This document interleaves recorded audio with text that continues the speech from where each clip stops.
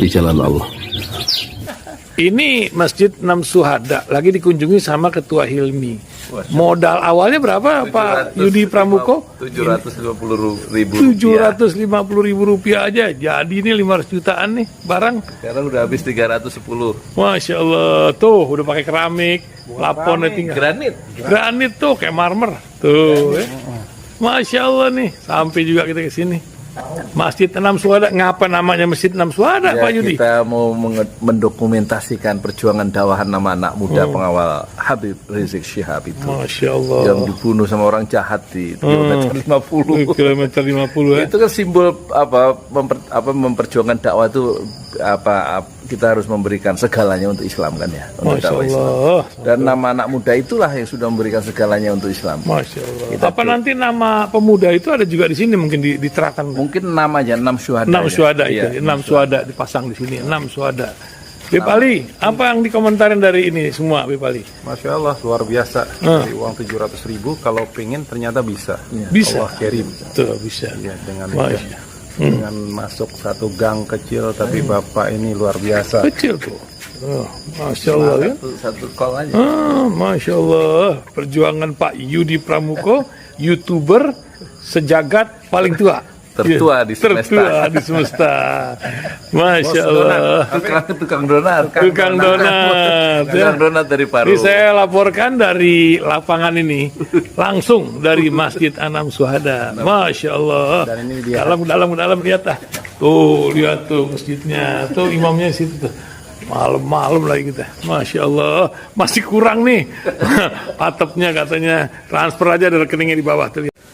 Assalamualaikum warahmatullahi wabarakatuh. Saya Yudi Pramuko, tukang donat dari Parung, YouTuber tertua di semesta. Moga-moga Allah menganugerahkan ya kesehatan, keimanan kepada kita semua dan rasa cinta, sehingga dengan rasa cinta, keimanan dan kesehatan itu kita menyeberangi ya kehidupan fana yang penuh tipuan ini menuju insya Allah selamat, menuju kehidupan yang kekal abadi di akhirat nanti, dalam kehidupan yang hayatul baqiyah, al-hayatul baqiyah, kehidupan yang kekal abadi.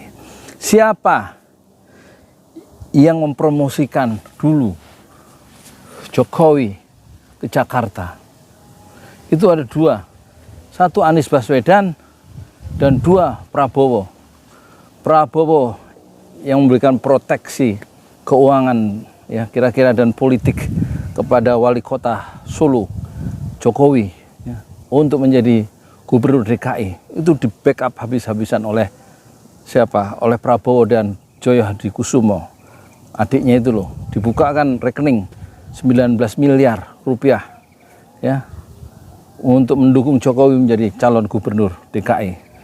Jadi yang paling berjasa dan paling bertanggung jawab adalah Prabowo. Dan kerusakan-kerusakan yang sekarang muncul karena kepemimpinan Pak Jokowi itu harus bertanggung jawab Pak Prabowo yang dulu mendukung, ya kan? Pak Jokowi menjadi wakil gubernur, mendukung Jokowi, mendukung Ahok Gerindra, karena ada videonya itu sebagai wali kota terbaik dan lain-lain.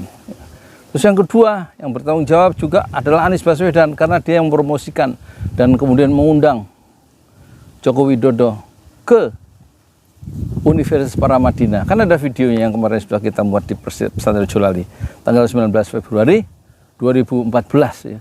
Sebagai rektor termuda di Indonesia, Anies Baswedan, rektor Paramadina, Universitas Paramadina, memberikan puja-puji terhadap wali kota yang terputus dari masa lalu Orde Baru untuk menjadi gubernur DKI.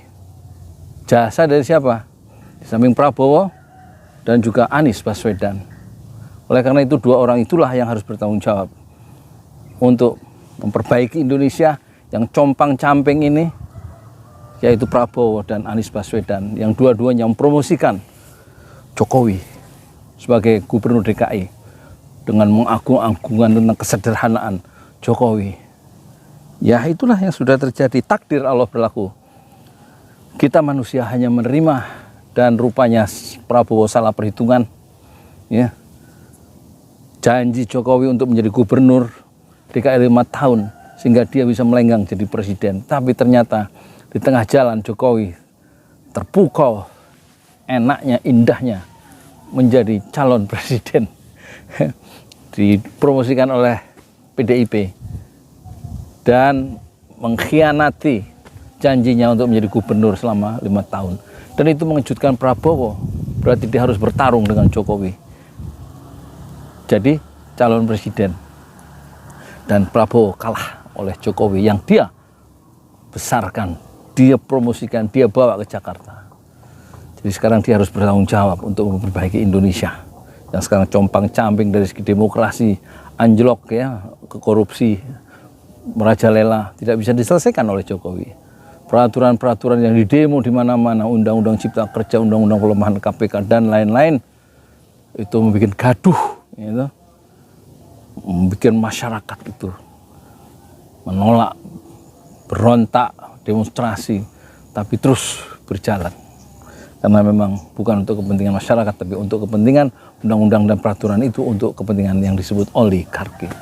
Dan yang bertanggung jawab lagi adalah Anies Baswedan, karena dia menjadi juru bicara kampanye dari Jokowi. Dan dia salah perhitungan juga. Setelah dia diangkat jadi Menteri Pendidikan Nasional, dia akhirnya dipecat oleh Jokowi yang sudah dia bantu kampanyenya pada level universitas ya. Jadi Anies Baswedan yang salah perhitungan dan Prabowo yang salah perhitungan menghadapi Jokowi, yang mempromosikan Jokowi, itu dua-dua orang itu harus bertanggung jawab dengan cara mereka harus bertarung untuk menjadi orang nomor 1 di Indonesia antara Anies Baswedan dan Prabowo, dan harus memperbaiki Indonesia yang compang-camping sebagai bentuk tanggung jawab moral keduanya, baik tanggung jawab moral Anies Baswedan dan juga tanggung jawab moral Prabowo untuk memperbaiki Indonesia yang sudah seperti ini.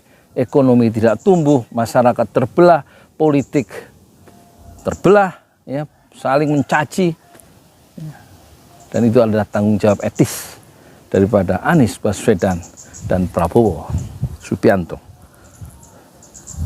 Saya Yudi Pramuko, Andona dari Parung Youtuber, tercua di semesta fasbir sabran jambilah, bersabarlah dengan kesabaran yang indah. Assalamualaikum warahmatullahi wabarakatuh.